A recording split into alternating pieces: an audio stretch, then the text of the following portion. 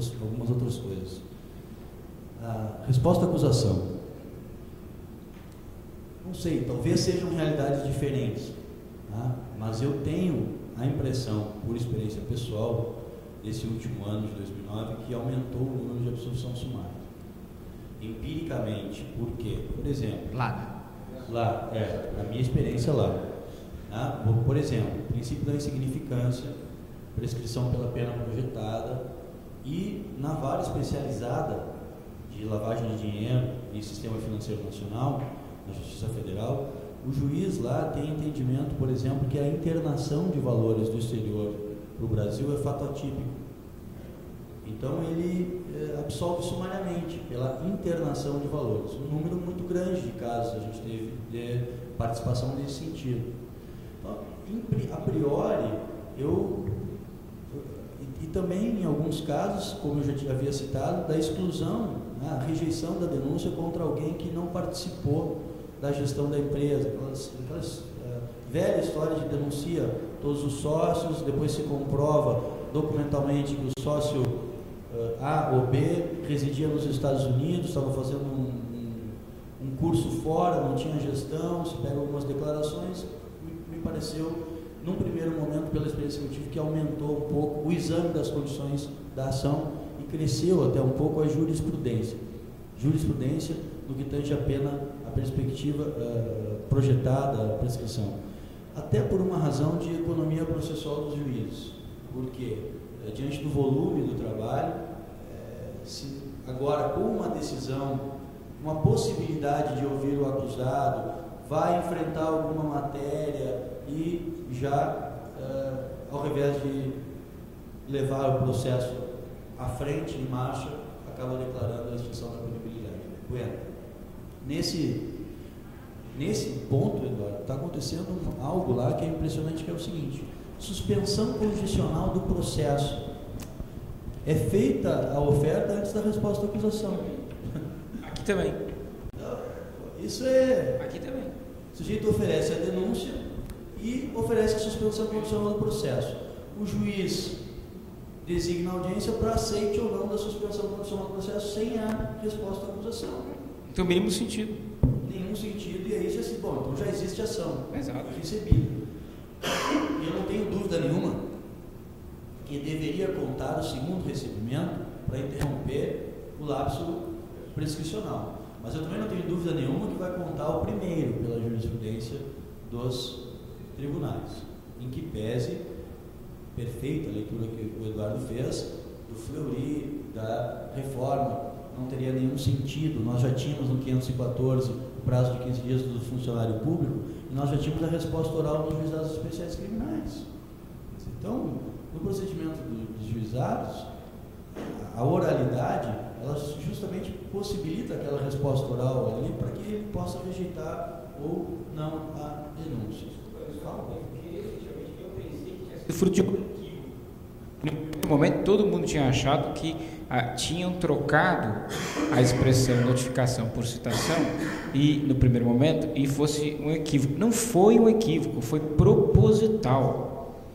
Foi proposital. Leia a exposição de motivos e vocês vão verificar que ele colocou propositadamente, deixando claro o pensamento de que a interrupção da prescrição é no primeiro momento, e a prova disso é que a expressão absolvição sumária só pode pressupor a existência de processo. Então, já havia processo, sim, quando do primeiro recebimento. Isso é inacreditável. E a jurisprudência deve ser sedimentada dessa forma, porque os despachos de recebimento, o primeiro, são despachos de recebimento mesmo da ação penal. Tá? E o segundo despacho, não, o segundo despacho já é um despacho... Eles falam que é uma ratificação. É um despacho de convalidação do primeiro, depois da resposta à acusação. Mas então, eu até brinquei com a minha mulher, que é promotora, eu falei, então também devia interromper, não é? Se o é de ratificação, tem que interromper também. Não respondeu nada, né? Eu saí correndo. Esse é um outro ponto que eu tenho. Eu também sou casado com o Ministério Público. Então as discussões são sempre essas, né? Agora, processo penal, o ponto crucial das discussões. Mas, bom, como eu estava dizendo, oferecer a proposta de suspensão do processo sem a resposta à acusação é um absurdo. Acho que isso até os tribunais devem pacificar o contrário, né?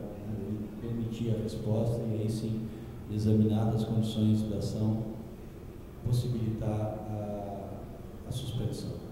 No que tange às provas ilícitas, que é o segundo ponto que o Eduardo levanta, eu concordo integralmente, eu abordei na primeira fala, e a conclusão que se chega é que não se sabe o que é uma fonte independente e que isso não está definido.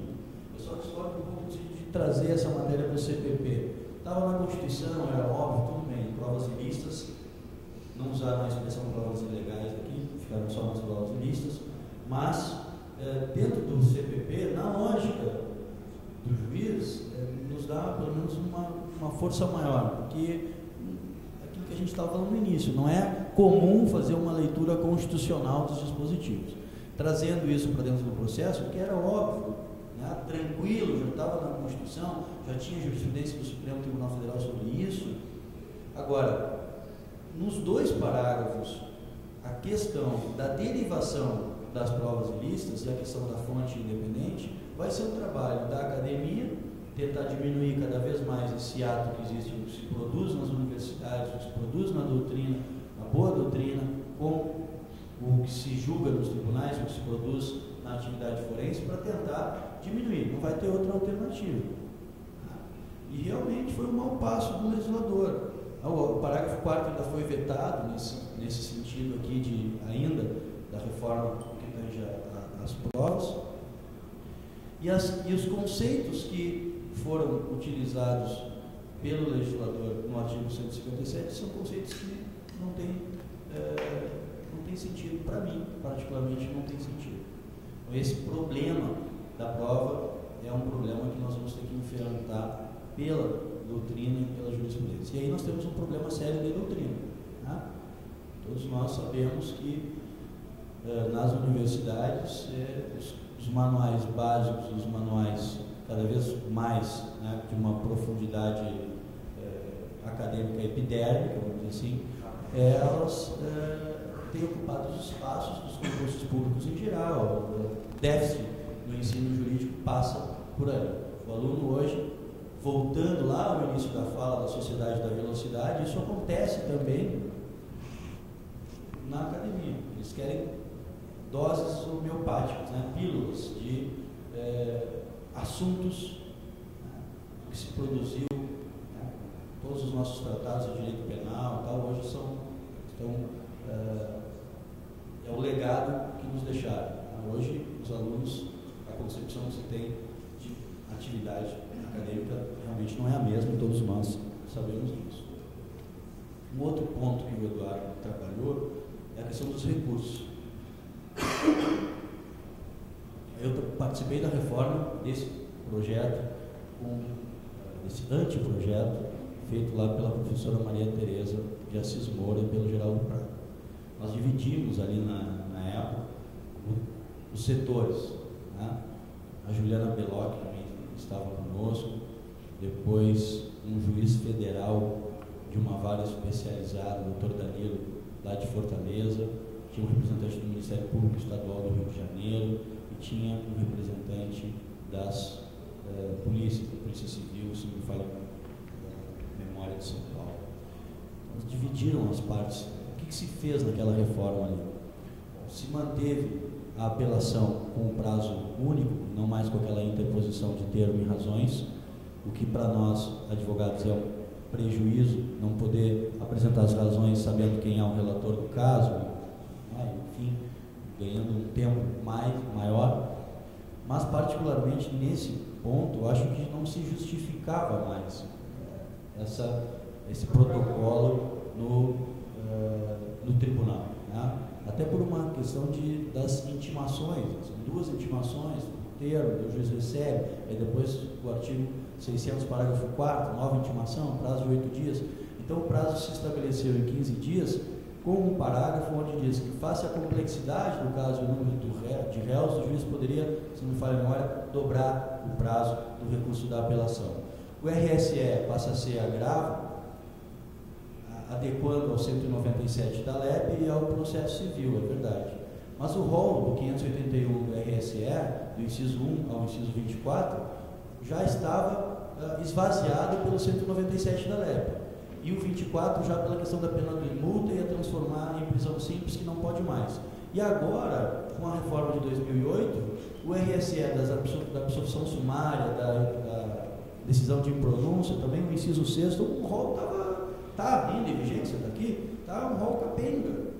O recurso sentido estrito também, com a interposição de termo e razões, também acarretava morosidade. Então se faz um projeto adequando lá o agravo e aí a deficiência.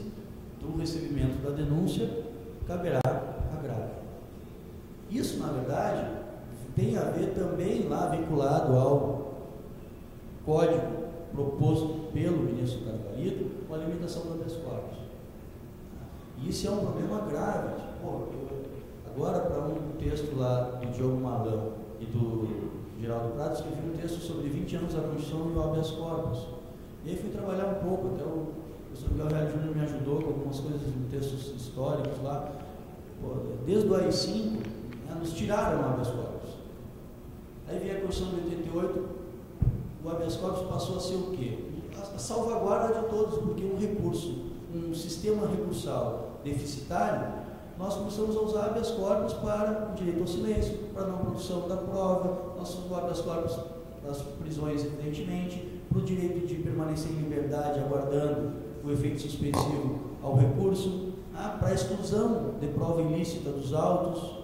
Nós passamos a usar o habeas corpus diariamente. E olhem a jurisprudência dos tribunais, as grandes jurisprudências, os grandes julgados que nós tivemos, a questão da esfera administrativa, penal e tributária administrativa, a questão do ministro Peluso, da individualização das condutas, até mesmo dos crimes societários, aquele precedente antigo. Quer dizer, os precedentes hoje, todos são via habeas corpus. Por que via habeas corpus? Porque a grande verdade é que não se lê recurso extraordinário e recurso especial, ressalvadas as exceções. E nós fizemos o recurso especial e extraordinário para que a questão não transite em julgado, para que não tenha execução da pena. E levamos todas as matérias importantes via habeas. Mas a minha dúvida é, primeiro, vai lembrar, houve uma vulgarização do habeas corpus também por parte do advogado. O advogado é muito culpado porque entrava-se por habeas corpus qualquer coisa. Aí depois, obviamente, se verificou que, como o juiz não liam, aí sim se massificou ainda mais. O meu receio só é, na minha visão, vou continuar tendo os habeas corpus, porque eles não vão ler os agravos. Hoje o recurso de distrito, nenhum recurso de distrito acaba sendo analisado antes de uma apelação. Demora mais tempo. Então, o que eu só tenho receio é que seja mais um instrumento que acabe por não ser lido e ser massificado, que vai de novo carregar o habeas corpus. Não vai resolver o problema. Ou seja, a gente está formando então é uma comissão para tentar limitar um problema de uma outra comissão. Aí você verifica que loucura que nós estamos. Eu concordo, Pedro. E eu não acho que o recurso deveria ser agravo. Acho que deveria continuar com habeas, porque é trancamento de ação penal. Isso eu concordo com isso. Mas o que eu penso sobre o habeas corpus é que já existem deputados defendendo a limitação do habeas corpus, limitando a garantia constitucional. Isso vai acabar acontecendo. Nós passamos por uma inexistência do habeas corpus pelo AI-5, nós passamos por um momento até 88 de crescimento da jurisprudência no sentido do habeas corpus. Em 88 para frente o habeas corpus tem uma ampliação, foi vulgarizado, vamos dizer assim, mas a grande verdade é que tem sido utilizada a ação de habeas corpus porque os recursos federais não são lidos. E o problema que eu falei no início da fala dos processos virtuais, pela rara experiência e triste, lamentável que eu tive com o sistema EPROC, às vezes eu quero recorrer de uma decisão interlocutória e o sistema não me permite marcar o item do recurso que eu quero. Então o sistema está legislando, por exemplo, Decisão interlocutória não cabe embargos de declaração, só cabe da sentença e do acordo. Então, mas eu tenho uma interlocutória que eu quero fazer um declaratório, e eu acho que cabe, porque o juiz é omisso em determinado ponto. Não, o sistema não diz que não cabe, não pode embargar porque não cabe. Então, nós estamos projetando uma reforma. Tem outros recursos. Legal? Tem que criar maquiar o sistema, enganar ele e colocar uma petição de e-mail, assim, sabe? Nós estamos criando um sistema recursal para um processo que vai virar virtual. E não vai funcionar. Então, o risco é muito grande.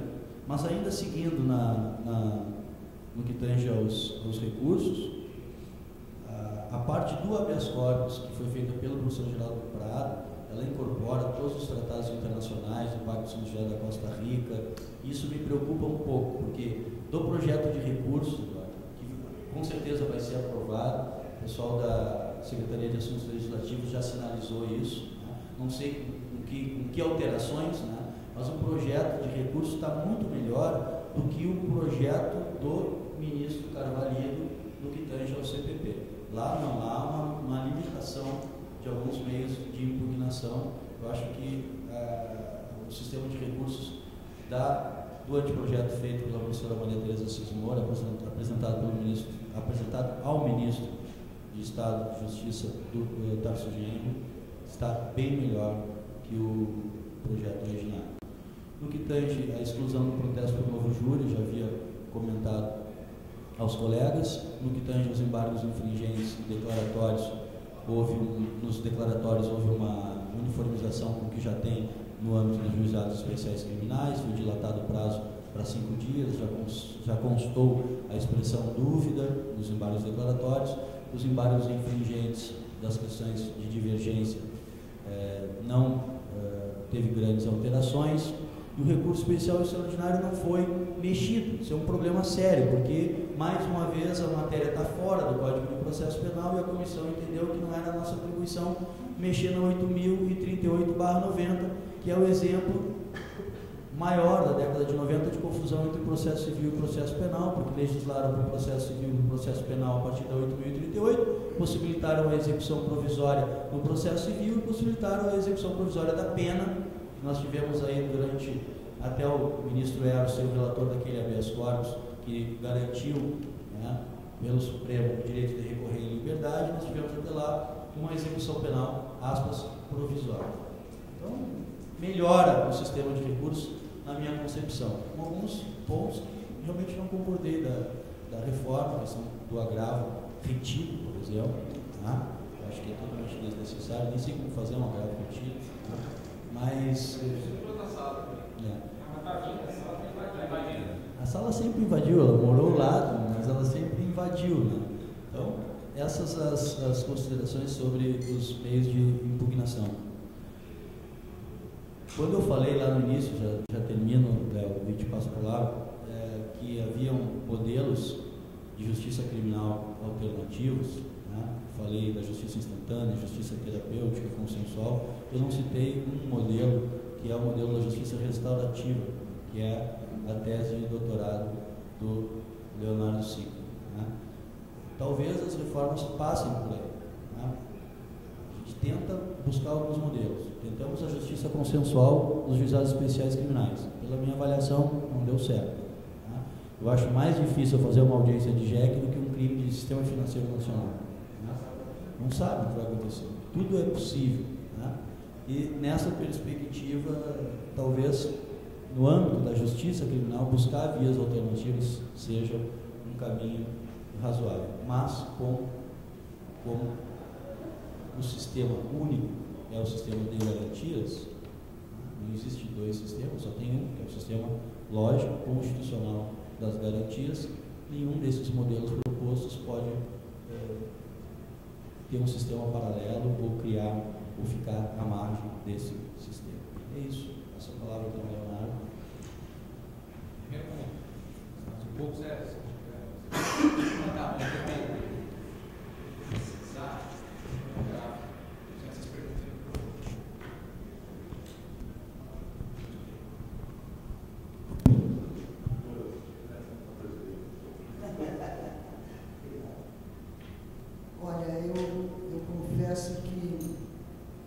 para este painel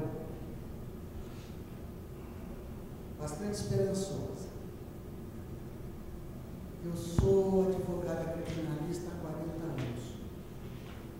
Eu nunca fiz outra coisa na minha vida, a não ser advogar no crime. E sou professora de processo penal há 30 anos. Então eu já vi quase tudo. E eu esperava ouvir uma palavra de alento. Embora eu já tenha passado por todas as fases do direito, por todas as fases da cidadania, do Estado, esta reforma me derrubou. Me derrubou porque confirmou aquilo que eu já digo para os meus alunos há muito tempo. Nós temos uma ditadura do MP instalada no Brasil e ninguém percebeu ainda. Parece que alguns já perceberam. Hoje não se precisa mais ler um despacho para se saber o que o juiz vai decidir. Basta ler a cota do MP. Hoje existe um lobby para acabar com a advocacia criminal, que na minha opinião é irreversível. Nós não temos mais espaço para trabalhar, nós não temos legislação que nos ampare, porque cada um faz o que quer. Nós não temos mais direito à voz. E eu que tenho 70 anos de idade, não tenho mais saco. Essa é a verdade. São 40 anos quebrando pedra. Não dá mais. Alguém tem que fazer alguma coisa. Desde o problema de a Procuradoria falar por último, segunda instância, ninguém faz nada. Desde esse amaldiçoado procedimento administrativo criminal que o Ministério Público criou para tapear e todo mundo engoliu e ninguém faz nada. E nós nem vamos dizer o que é, porque todos nós estamos cansados de saber. Com relação ao protesto por novo júri, quando, antes dessa reforma, acontecia muitas vezes do advogado da defesa recorrer para agravar a pena. Vocês se lembram disso? O tribunal agravava a pena, o réu poderia ir a novo júri.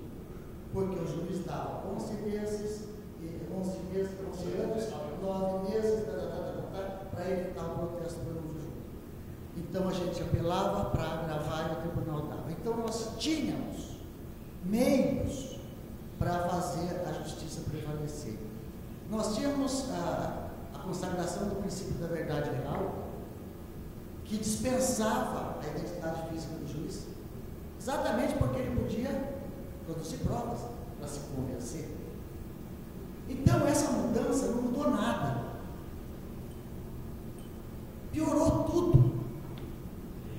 E o pior que eu acho é que não vai parar.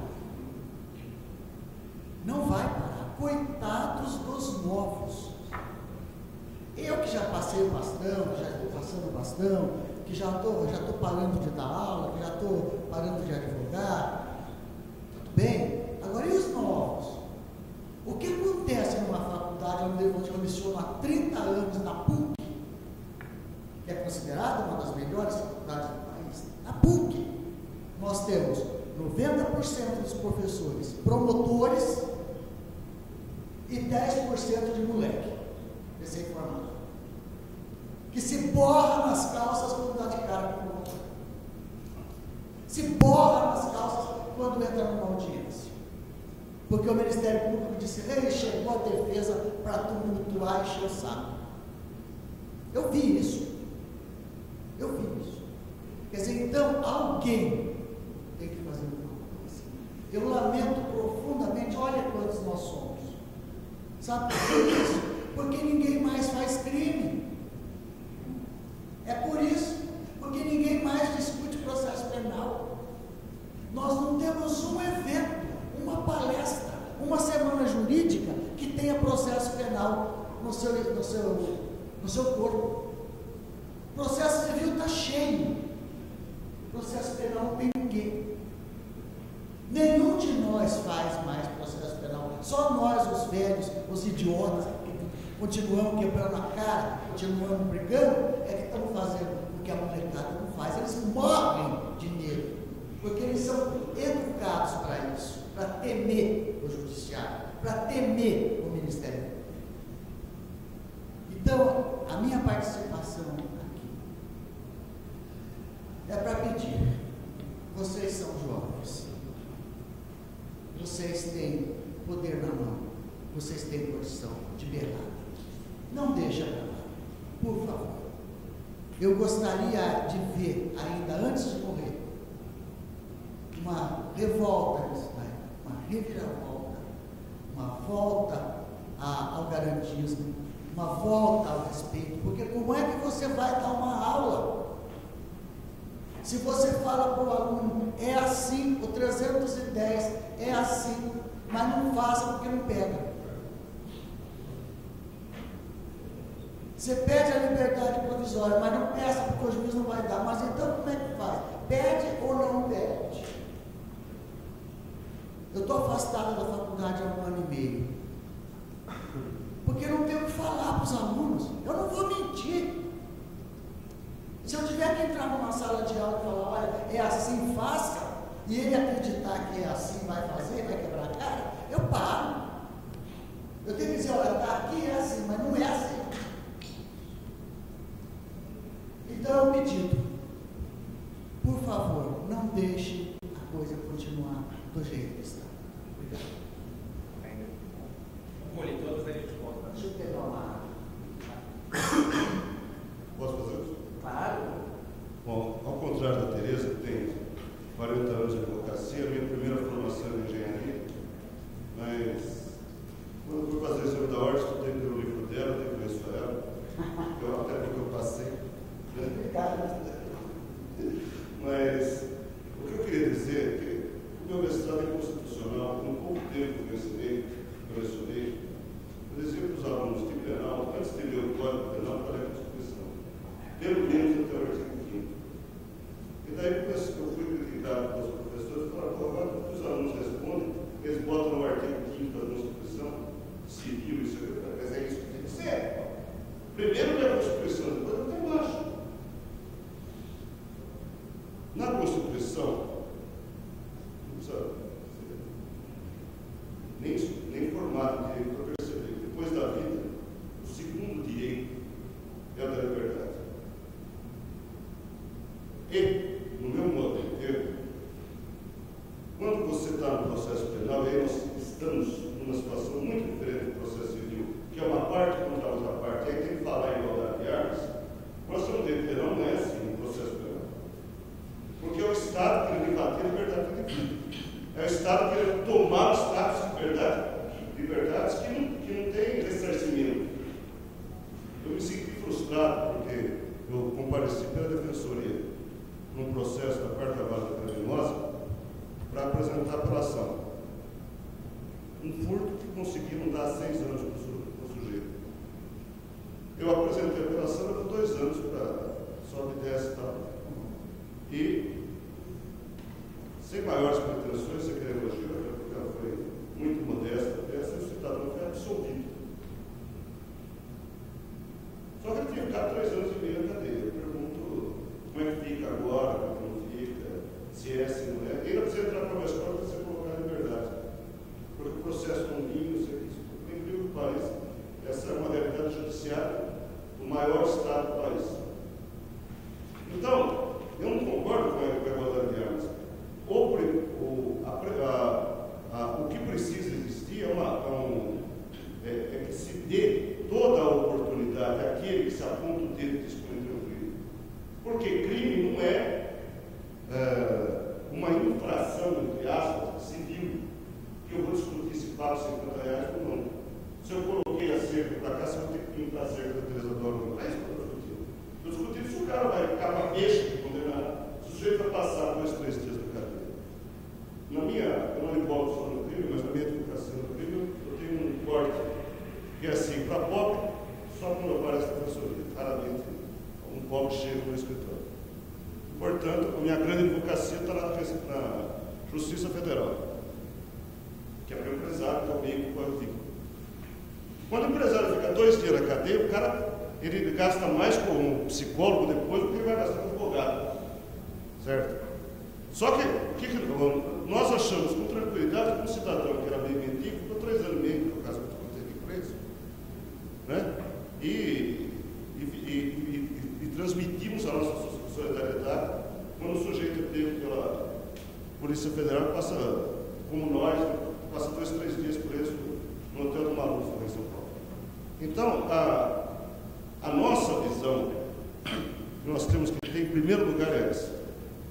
A segunda é que a questão que eu queria apontar, a questão do inquérito policial. Eu fico admirado. A 4ª Vara, lá do Rio Grande do Sul, já está querendo fazer o processo via digital. E eu nunca vi no Brasil, em lugar nenhum, se gravar vídeo de interrogatório do réu na delegacia. Vocês vão falar assim, mas por que isso? Bom, primeiro que hoje é barato. Qualquer computador tem câmera. Certo? Grave já fica no computador. Porque, querendo ou não, apesar de dizer que o Brasil está uma maravilha, isso e aquilo, 60% no mínimo da população é o quê? Analfabeto funcional. E uns 10% que está nas universidades também. Já adicionei isso aí. Tá? Infelizmente. Como é que eu posso? Aí o sujeito tem, doutor, mas eu não assinei, não foi isso que eu assinei. Eu tenho certeza que foi isso que ele assinou, por uma razão. Porque se der para ele ler, ele não consegue falar. Tá? Ele não sabe ler. E se ler, não vai entender o que deu. Né? Então, o problema do inquérito, que para mim, o advogado, quando ele se encontra, ele recebeu, o cliente já está denunciado, chegou o inquérito. O inquérito está feito, obviamente, contra não ter denúncia. Quando você pega a defesa, não é você entrar no jogo, de futebol, e você já entrar perdendo de 5-0. Porque, querendo ou não, o juiz vai se contaminar pelo que está no inquérito policial, certo? E, querendo ou não, a visão deles é que aquela é a prova basal, a defesa que desconstitua, a defesa que procura testemunho para dizer que aquilo não era. E ao ridículo maior, que aqui em Campinas, guarda municipal prende, policial militar prende, e que eles escrevem assim: informalmente confessou que portava a droga para tráfico. Mas que cacete que é esse negócio, desculpa a expressão, de informalmente confessou? Isso vai influenciar ou não vai influenciar o juiz? Não, ele informalmente falou, um pouquinho, informalmente. O que é isso agora? De guarda municipal, não é nem policial militar. Então, enquanto nós tivermos no Brasil o inquérito policial medieval que nós temos, o que acontece para frente, não tem chance de ser constitucionalmente aceitável. Ou seja, nós fizemos uma Constituição bonita em 88, mas não conseguimos fazer nem Código Penal, nem Código de Processo Penal, seja pelo menos a metade, que reflita a metade que está lá em aspecto humano. E só para não estender muito, eu queria lembrar o 157, que com a sua redação, realmente ele criou o crime. Né? Primeiro porque no Brasil, aqui, imagina se a gente discute na prática, se o juiz discute se a prova é lícita ou ilícita, o juiz condena, acabou. Maravilha, o Ministério Público recomendou, não sei, 40 anos talvez até visto um juiz que por si só entendeu que uma prova era inaceitável para colocar. Eu estou por conta de um cliente que foi pego numa das operações da Polícia Federal fora do Estado, está na mesa da doutora Carmen Lúcia, no STF, uma discussão sobre a questão do telefone. Né? Porque como foi colocado pelo doutor aqui sobre a digital. Bom, eu estou sendo investigado, liguei para a Tereza. A doutora Tereza falou assim: Germano, e aqueles R$4.000? Ah, depois te pago. Como eu estou suspeito de fazer parte de uma organização criminosa e já estava com o meu telefone grampeado, essa conversa dela é o suficiente para que agora ela, né, essa conversa, seja prova da denúncia e aceita pelo juiz. E ela, ao dirigida lá, levada à Polícia Federal, sabe Deus como, fala alguma coisa que lhe é prejudicial. A minha luta é que, para essa gravação, o que ela disse, por conta dessa gravação, seja desentranhada. Lógico que eu já passei no TRF1, no STJ, e vou chegar ao STF. Apesar de, para todo mundo que eu conto, 90% dizer que você não tem chance nenhuma, eu quis marcar essa posição porque eu não posso concordar que, se o meu telefone não está bloqueado, alguma coisa que eu diga possa ser usada contra mim. Porque aceitar isso, a gente está dando o primeiro passo para aceitar uma Gestapo, que mais ou menos já tem. E quero concordar com a doutora que nós temos realmente, e não é só no criminal, é no ambiental, a ditadura do Ministério Público. O Ministério Público, o sujeito não é eleito, né? O sujeito é indicado, ele cai na cidade, e ele cria. A nossa cidade, por exemplo, Campinas, está parada com relação ao Ministério Público Federal por causa da Mata Santa Genebra. A cidade está parada porque alguém falou: não, enquanto não tiver as instruções de manejo, não se pode dar alvará no raio de 10 quilômetros. A cidade está parada. Como é que você, prefeito, eleito por 1 milhão de pessoas, você pode gerir uma cidade que corre o risco de acontecer um negócio desse? Então, eu tinha que ser isso, e finalmente agradecer ao que está falando, certo? Dizer que aprendi muito, vim aqui para isso.